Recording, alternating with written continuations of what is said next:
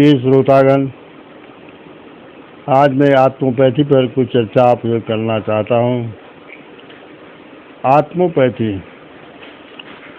हमने इसमें दो शब्द आए हैं, आत्मा और उसकी पैथी। पैथी अंग्रेजी का शब्द है जो इसको कहते हैं चिकित्सा की प्रणाली जो है वो पैथी है। तो ये आत्मोपैथी आत्म चिकित्सा प्रणाली इसको कह सकते हैं आप। यह साइंस ऑफ सियर पर आधारित है। इसके में सिद्धांत दिए हैं जो इस प्रकार हैं। आत्म ऊर्जा सबसे बड़ी ऊर्जा है। दूसरा, आत्म ऊर्जा का रूपांतरण ही है पंचभौतिक प्रकृति है। इसके पूर्व के व्याख्यान में मैंने संकेत किया था कि आत्मा से ही पंचभूतों की उत्पत्ति हो रही है, जो निरंतर हो रही है। और तीसरा जो सिद्धांत है वो प्रैक्टिकल सिद्धांत है, इसको कह सकते हैं। मानव शरीर की आसन्नावस्था, प्राण का विश्राम एवं मन की निरुद्धावस्था में आत्म ऊर्जा के प्रवाह से शरीर के समस्त रुग्ण को रोगाणुमुक्त हो जाते हैं। तो आत्म ऊर्जा सबसे बड़ी ऊर्जा है, क्योंकि ऊर्जा के दो विभाग हैं। या ब्रह्मांड जिस शक्ति से ही चल रहा है, उस शक्ति का, उस ऊर्जा का नाम ही आत्मा है। यह तो रिसर्च है हमारा, यह तो पूर्व से ही सर्च किया हुआ है, लेकिन पुनः सर्च इसको कहते हैं। फिर से इसका उद्घाटन अपने शब्दों में मैंने किया है। तो आत्म ऊर्जा सबसे बड़ी ऊर्जा है, क्योंकि आत्मा से ही पंचभूतों का निःसरण हो रहा है। और इसके जो प्रैक्टिकल सिद्धांत है, प्रैक्टिकल जो है जो करना है, मन की, मानव शरीर की आसन्नावस्था। आसन्नावस्था से अर्थ है आसन से। आसन्नावस्था ऐसी अवस्था है कि इसमें शरीर की कोई कसमसाहट नहीं हो और एक ही मुद्रा में, एक ही आसन में हम घंटे 2 घंटे स्थिर रह सकें। उसके लिए योग के अंदर एक क्रिया यह है तप, जो के 8 अंगों में जो नियम आया है उसमें आया है शौच संतोष तपस्वाध्याय ईश्वर प्राणिधानानि नियमा। तो यह पूर्णतः योग विज्ञान या दृष्टा के विज्ञान जो कहिए उसी पर यह आधारित है। तो मानव शरीर की आसन्नावस्था तभी आएगी जब इसको हम तपाएंगे, इसके विकार जितना कम हो सके। तो विकार जब कम हो जाएंगे तब ये जितना विकार कम होगा उतना ही स्थिर रहेगा। दूसरा है प्राण का विश्राम। प्राण का विश्राम प्राणायाम से होता है। प्राणायाम की बहुत सरल विधि है। जब एक ही अवस्था में, क्योंकि आसन जो लगा कर कोई भी प्रैक्टिकल करने वाला या साधक जो है, साधना करने वाला या विद्यार्थी या साधक बैठते हैं, तो आसन तो 3 ही तरह का, चाहे खड़ा, पड़ा, बैठल। तो तीन अवस्थाओं में सबसे सुंदर अवस्था जो है वह लेट कर है। क्योंकि शुरू में प्रयोग जब करते हैं, साधना में आते हैं, तो बैठ रह रहे और खड़े रहकर हमको गिर जाने का भय रहता है। क्योंकि और इसीलिए सबसे सुंदर आसन इसी को माना गया है योग के अंदर, जिसको कहा जाता है सुख आसन। और हठ योग में इसी को कहते हैं शव आसन। हाथ को बारी बारी से, पैर को बारी बारी से उठाकर छोड़ देते हैं। जिस अवस्था में रहता है उसी को कहते हैं आसन्नावस्था। तो आसन्नावस्था में जब हमारा शरीर 2 घंटे तक एक ही अवस्था में रह जाए तो हमारी आसन्नावस्था उसको प्रयोग आगे के प्रयोग के लिए सरल हो जाती है। दूसरा, प्राण का विश्राम।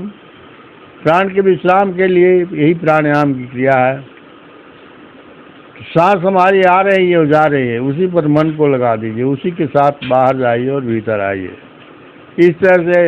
और अपने से कोई उसमें जोर नहीं लगाता, स्वतः जैसे स्वाभाविक रूप से श्वास की क्रिया चल रही है उसमें बाहर जाइए उसी के साथ और भीतर आइए। तो धीरे धीरे करते करते इस अभ्यास को करते करते प्राण की गति जो है सो रुक जाती है। क्योंकि प्राण वायु के अंदर, जो प्रकृति के अंदर वायु है, ऑक्सीजन जिसको कहता है विज्ञान, या हम कह रहे हैं, उस ऑक्सीजन के बिना जीवन संभव नहीं है। वही प्राण शक्ति जो है उसी ऑक्सीजन को ग्रहण करते हैं शरीर के अंदर। और तीसरा है मन की निरुद्धावस्था। फिर ये ध्यान क्रिया है। यह ध्यान क्रिया न कह करके इसको संयम कहा गया है। धारणा, ध्यान और समाधि। जब प्राणायाम करते करते प्राण पर ध्यान देते देते जब साधक का कम से कम बाहर भीतर होना हो जाए तो एक अवस्था ऐसी आती है कि बिल्कुल इसको चलने की जरूरत नहीं होती है, स्वतः ही प्राणायाम हो जाता है। लेकिन इसका अभ्यास निरंतर करना पड़ेगा। और संयम है धारणा, ध्यान, समाधि। मन को आज्ञा चक्र पर, ललाट मध्य में जो आज्ञा चक्र है 2.5 अंगुल भीतर, ऐसा प्रमाण लोगों ने दिया है। वहीं पर कीड़ा, पिंगला, सुषुम्ना नाड़ी जो है मिलती है आगे हमारे स्पाइनल कॉर्ड से ऊपर में, और बाएं और दाहिने नाक के छिद्रों से ईड़ा और पिंगला बाहर निकल जाती है सृष्टि के अंदर, और सुषुम्ना सीधे ऊपर चले जाती है, और वह हुक की तरह ब्रेन के अंदर, सहस्रार के अंदर लगी हुई है। तो इसका अभ्यास करते करते मन निरुद्ध हो जाता है। तो हमने लिखा इस पर, मिनट 3 तब धारणा, 9 में हो वे ध्यान, मिनट 27 ठहर जा तब हो सच्चा ज्ञान। अभ्यास करते करते जब इस अवस्था में जब हम पहुँचते हैं तो उसी को समाधि की अवस्था, निर्विकार अवस्था, आत्मा की सच्ची अवस्था में हम अपने स्वभाव में उपस्थित हो जाते हैं, स्व में स्थित हो जाते हैं। तो स्वास्थ्य की परिभाषा तो आज दूसरी है, केवल शरीर पर ही उसको स्वास्थ्य कहा गया है, लेकिन स्वास्थ्य उसी को कहेंगे जब हम स्वस्थ होते हैं, स्व में स्थित होते हैं, तभी स्वस्थ होते हैं। तो ये 3 सिद्धांत हमने दिया है आज के संदर्भ में, क्योंकि ये योग का विषय जो बहुत विस्तृत है। 8 अंग योग में कहे गए हैं, यम, नियम, आसन, प्राणायाम, प्रत्याहार, धारणा, ध्यान, समाधि। लेकिन ये 8 अंग हैं। तो हमारा जो अंग है, कोई भी अंग, एक उंगली भी आप हमारी कोई पकड़ लेता है तो हम पकड़ा जाते हैं। उसी तरह से इसमें किसी भी चीज़ को आप लेकर पकड़ लीजिए तो आप इसके अंदर पहुंच जाइएगा। अगर सारी क्रियाएँ, सारी जो इसके अंदर विधाएँ हैं उसको अगर हम पूर्ण करते तो बहुत अच्छी बात है। लेकिन कम से कम इतना तो हर मनुष्य को चाहिए। कुछ है ऐसे ही धारणाएं हमारी हैं जनमानस के भीतर, सामान्य लोगों के भीतर, उस पर मैंने चिंतन किया। जैसे लोग कहते हैं कि 84 लाख योनियों में भटकता हुआ कि शरीर, मानव शरीर मिलता है। तो मैंने जब चिंतन किया तो मैंने पाया कि 84 में भ्रमण करता हुआ है जीव, तब मनुष्य योनि में आता है। हमारे समझ में ये बात नहीं आई। हमने जो अपने आप में देखा, इसको चिंतन किया, या जो मुझे भाषित हुआ, हमारा मनुष्य का शरीर जो है तो 84 अंगुल का है। अपने हाथ से 3.5 हाथ जिसको कहते हैं, और 3.5 हाथ का मतलब 7 बित्ता, 1 बित्ते में 12 अंगुल। तो बरसों से 84 अंगुल में ही जीव जो है वो निरंतर भ्रमण कर रहा है। ये जीव जो है हमारे रोम रोम तक जैसे कि जा रहा है। और प्राण हमारा यही है, प्राण का काम है। प्राण हमारे शरीर में 2 तरह की नाड़ियाँ हैं, रक्तवाहिनी और संचालन। रक्तवाहिनी का नाड़ी का संबंध है शरीर को पुष्ट रखना, शरीर को खुराक देना।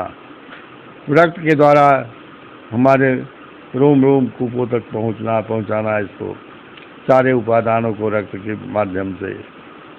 और संचालनी नाड़ी वह नाड़ी है जो हमारे शरीर को चलाती है। उसका उद्गम हमारी रीढ़ की हड्डी के सबसे नीचे कॉक्सिजियल रीजन जिसको कहते हैं, या मूलाधार उसको कहा जाता है, वहाँ से निकली है। जैसे छोटे छोटे पौधे हैं मक्के के या छोटे पौधे हैं, उनके सूर निकलते हैं जड़ के अंदर, उसी तरह से हमारे शरीर में ही फैला हुआ है। वो नाड़ी जब कट जाती है या अवरुद्ध हो जाती है तो आदमी को लकवा मार देता है, वहाँ से संचालन उसका बंद हो जाता है। 3 तो ये मन के द्वारा इसको खोल सकते हैं हम, मन के अंदर भावना करके। और यही आत्मोपैथी का सिद्धांत है। इस सिद्धांत की व्याख्या, इस सिद्धांत का प्रयोग बड़ा सरल है, जैसा कि मैंने भी आपके सामने उद्धृत किया है। तो हमारा विचार है कि आज जो युग है, यह जो है हमने 30 साल पहले मैंने लिखा था, लेकिन मेरे पास कोई साधन नहीं है। मैं निरा देहात में रहता हूँ, उतनी संपन्नता नहीं है, और तब इतने उपकरण नहीं थे। तो कलयुग के जैसा युग तो कोई नहीं है, ऐसा ही संतों ने कहा है। तो कलयुग का मतलब है मशीन जी। तो मशीन तो हमारी बन गई, हमने उन्नत कर लिया, हम इलेक्ट्रॉन तक पहुंच गए। उनकी शक्तियों से काम लेकर हम उसका उपभोग कर रहे हैं, लेकिन उसका दुरुपयोग हो रहा है। और उससे जो उत्पन्न विकृति है, उससे जो उत्सर्जन है, वो विकृत कर रहा है संसार को। थोड़ा इससे भी बचाना होगा। अभी हमारे के यहाँ G20 सम्मेलन अभी चल रहा है, तो ऐसे में एक विश्व और की बात आ रही है, वसुधैव कुटुंबकम। 3 तरह की चीज़ें इसमें हमारे प्रधानमंत्री ने उद्धृत किया है। तो मैं तमाम लोगों से, मेरा कहने का आशय यही है कि इसकी जो शिक्षा जो है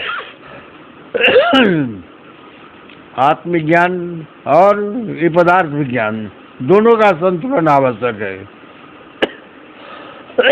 science of seer and science of seen, उसको मैं कह रहा हूँ।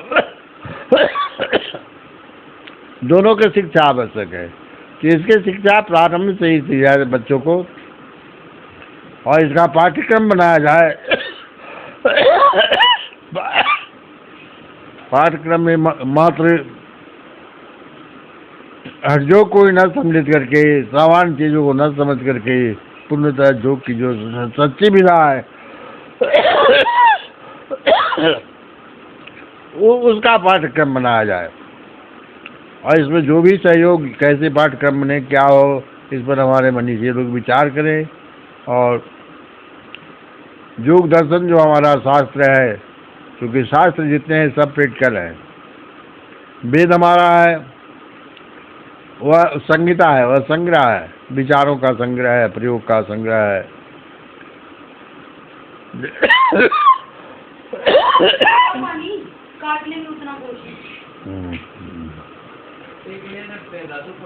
कितना देरी हुआ? 12-13 मिनट हुआ।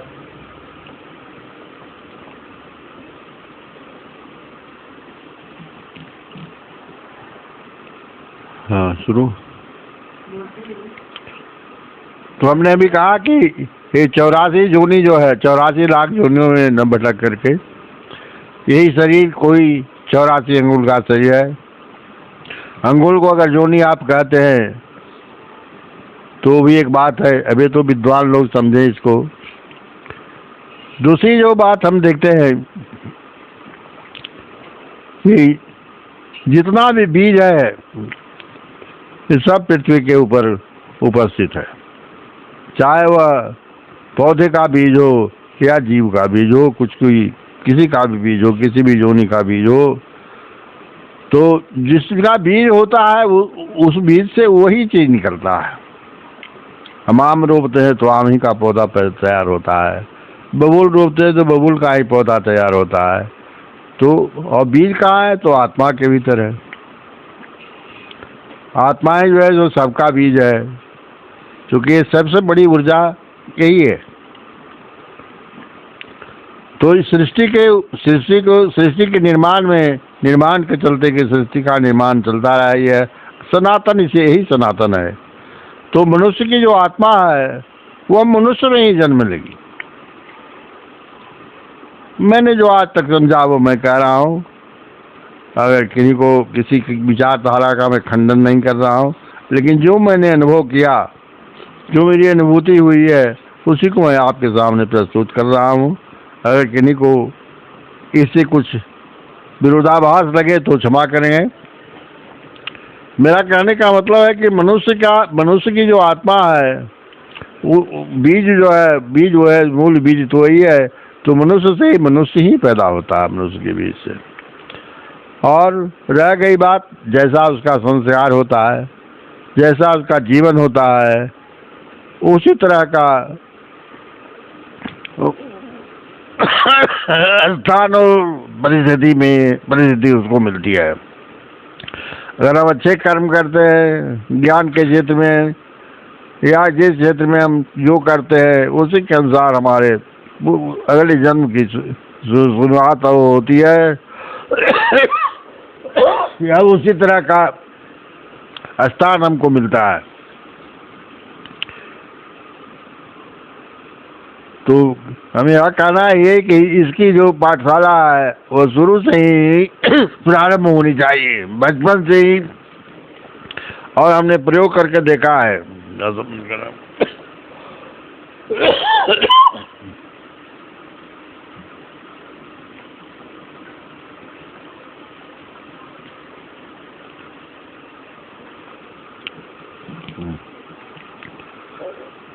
मैं इसको समझने के लिए कहाँ तक के बच्चे किस उम्र से बच्चे विज्ञान को समझते हैं या उन पर इसका असर पड़ता है, तो मैं ये कहा स्कूल में जो प्राइवेट था उससे मैंने शिक्षण किया 2 साल, बस इसी प्रयोग को देखने के लिए।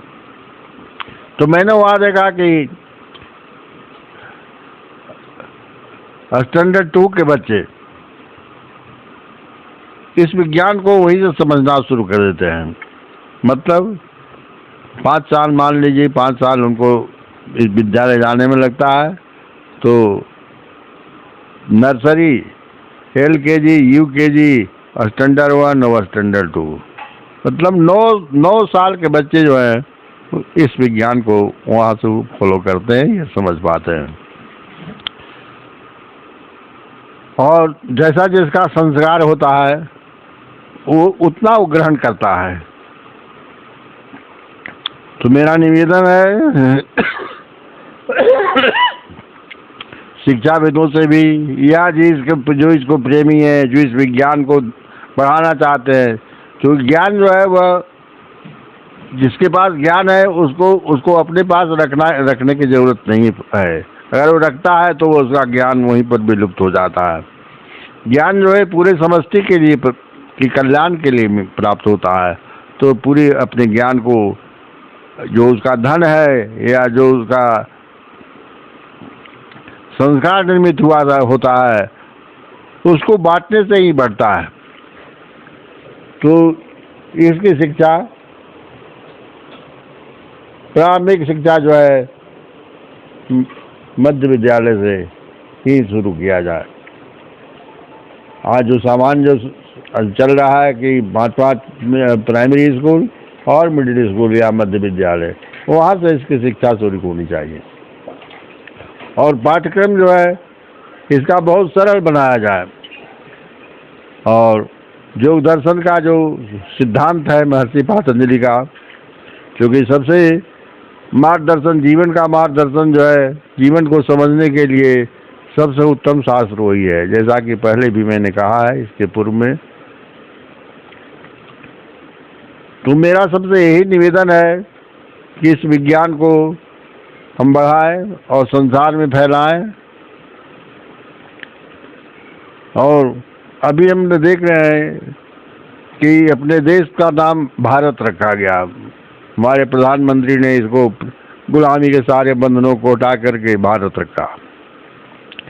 यह मेरे विचार से बहुत लोग ये कि हमारे देश का नाम हिंदुस्तान हुआ, वो दो सारे शास्त्रों में तो सब वर्णन है कि हिमालय के दक्षिण और हिंद महासागर के उत्तर में जो स्थान है वो हिंदू का स्थान है। और यही हमारा भारत है। तो हमारा भी इस पर विचार तो यह तो परिभाषा यह जो स्थान का निरूपण हुआ है वह सत्य है। और पूर्व में मैंने कहा कि अरुणाचल से लेकर के अस्ताचल तक हमारा ज्ञान का ये क्षेत्र भरा हुआ है। और जितने भी योगी और साधक हुए हैं सब यही पैदा हुए हैं। सब की औरा जो है यही केंद्रित है।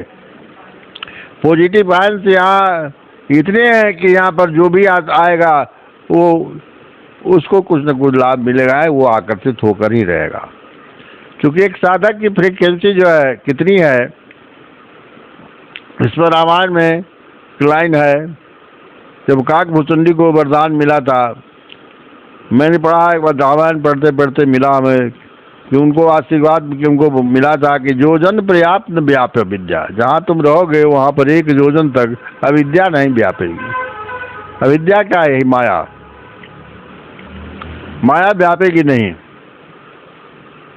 तो हमने कहा कि 1 ही योजन क्यों वरदान मिला उनको? तो हमने देखा इसको कि जहाँ तक हमारा ये स्क्रीन जो है, आकाश जो है, ये हमारा स्क्रीन है। मानव शरीर का ये स्क्रीन है। जहाँ हम चलते हैं वहाँ पर ही फैला हुआ है। तो हमारा विजन कितना दूर है, कहाँ तक ये गोल दिखाई पड़ता है, अर्धगोल। तो उसका हमने विज्ञान में पढ़ा था कि 8 माइल रेडियस है इसका। तो 8 माइल का 8 माइल का रेडियस है। इस चारों ओर हमारे यही वृत्ताकार, अर्धवृत्ताकार लगा हुआ है स्क्रीन हमारा। तो भा का अर्थ होता है आत्म प्रकाश। यही जो कहा गया कि आत्मदीपो भव, अपनी आत्मा को प्रज्वलित करो। आत्मा को आप की आराधना करें, सुषुम्ना मार्ग को पकड़ कर जाए अंदर। और कैसे ही पकड़ाता है यह तो अगले प्रवचन में मैं आपको सुनाऊंगा। तो भा में जो आत्म ज्योति में जो रत है, आत्मज्ञान में, आत्म प्रभा में जो रत है, वही भारत है। तो यहाँ तो आत्म प्रभा का में जो हमारे ऋषि लोगों ने इतनी तपस्या की है कि अभी उसका औरा जो है सो इस वायुमंडल में विराजमान है। जो भी हमारे के यहाँ आएगा वो पवित्र होकर जाएगा। तब तो क्या कीजिएगा, ये तो पॉजिटिव आंस भी है। आज का विज्ञान जितना तरक्की किया है, जिस तरह की विधा है, जिस तरह की शिक्षा चल रही है, संस्कार विलुप्त हो गया है, मनुष्य की जनसंख्या बढ़ गई है, तो और चीज़ों का दाम तो बढ़ गया है क्योंकि उसका अभाव हो गया है। लेकिन मनुष्य की जनसंख्या बढ़ गई तो मनुष्यता घट गई है। जिस चीज़ की उत्पत्ति ज़्यादा हो जाते है उसका भाव कम जाता है। तो अपने भाव को हम सद्भाव में बदलें। अपनी प्रवाह को जो बाहर हम जा रहे हैं, बाहर में हम जो माया में लिपटा रहे हैं, उस माया से भी थोड़ा हट करके भीतर आए और आत्म प्रवाह को जगाएं। तभी भारत नाम सार्थक हमारा होगा। नाम बदलने से तो कुछ होता नहीं है, लेकिन यथार्थ यही है। तो अपनी पहचान को जानने के लिए तो नाम तो जरूरी है, क्योंकि नाम और रूप यही जैसे उपाधि है इस आत्मा की। जय जीव।